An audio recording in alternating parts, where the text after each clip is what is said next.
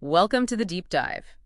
Today, we're tackling something a lot of people deal with: hair loss, alopecia. Right. And whether it's common pattern baldness or maybe alopecia areata, the usual treatments, the FDA-approved ones, they often don't quite cut it. Results can be, well, incomplete. That's a good way to put it. Incomplete or variable. But there's this other approach, gaining ground microneedling. It actually started in skincare for things like scars and wrinkles. And then people realized, hey, maybe this could work for hair growth too. Exactly. And that's our mission today, really, to get past the anecdotes and look at the actual science. Because microneedling isn't just, poking your scalp. Right. It's a pretty sophisticated biological modulator.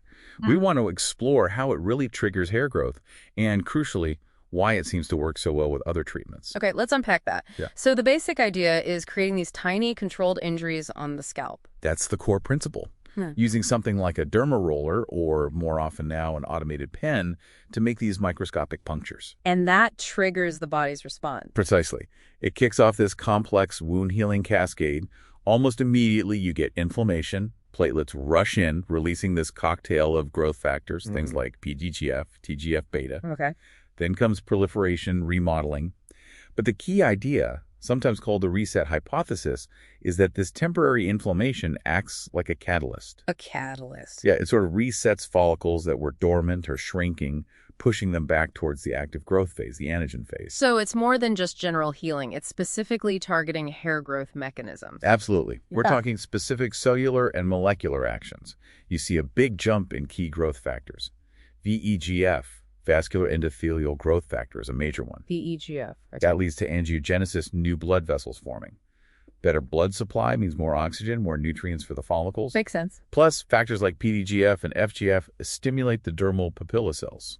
Those are like the control center for the hair follicle itself. Wow. And I read something about stem cells. Can it actually activate those? It can, yes. That's a critical part.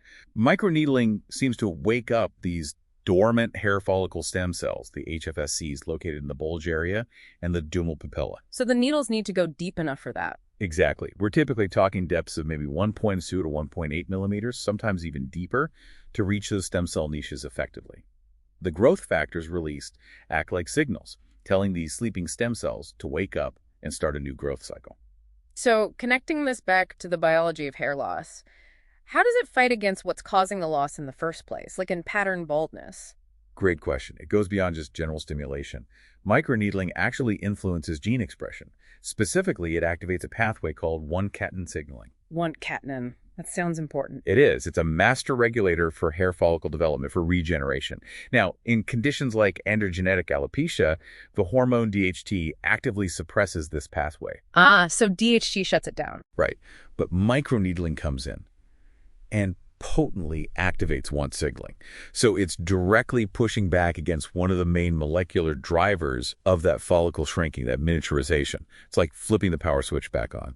Okay, that explains a lot. And it leads right into why it seems to boost other treatments like Minoxidil so dramatically. Yes, the synergy there is really quite remarkable. There are two main reasons, really. First, the physical aspect. The microchannels. Exactly. You create thousands of these tiny channels through the skin's outer layer, the stratum corneum. This physically breaches the barrier. So the topical just gets in much better. Dramatically better. You get a much higher local concentration of something like minoxidil actually reaching the target follicles. But you said two reasons. Is there more to it than just better absorption? There is, and this is the really elegant part, I think. It's about a shared molecular target. Okay. We just talked about microneedling activating β-catenin, right? Well, separate research shows that minoxidil also activates β-catenin. No way. So they both hit the same pathway. They both converge on that same critical signaling hub. It's not just 1 + 1 = 2. It's like they amplify each other. Wow. There was one key study it showed. Combined microneedling and minoxidil boosted hair count by an average of, I think it was 91 hairs per square inch. 91. Compared to what? Compared to just 22 hairs per square inch with minoxidil alone. That's huge. That's more than 4 times the effect. Exactly. It's not just additive. It's a powerful multiplicative effect. That's why the combination is often considered a gold standard approach now, especially for AGA. Okay, so for you listening, if you're thinking about trying this, what are the key takeaways? Well, first, the strongest evidence is really for microneedling as an add-on therapy, an adjunctive treatment, particularly for pattern hair loss. Right. It puts other things. Right. And the specifics matter. The type of device automated pens generally offer more precision, less skin trauma, and are easier to keep sterile than, say, manual rollers. And the needle depth. Crucial. For that deeper stem cell stimulation we talked about, you need depths like 1.0 millimeter up to maybe 2.5 millimeter. That's often done professionally. Shallower depths, maybe 0.25 to 0.5 millimeters, are primarily for enhancing the absorption of topicals. Got it. And what about safety? Any risks? It's generally considered safe and well tolerated if it's done correctly.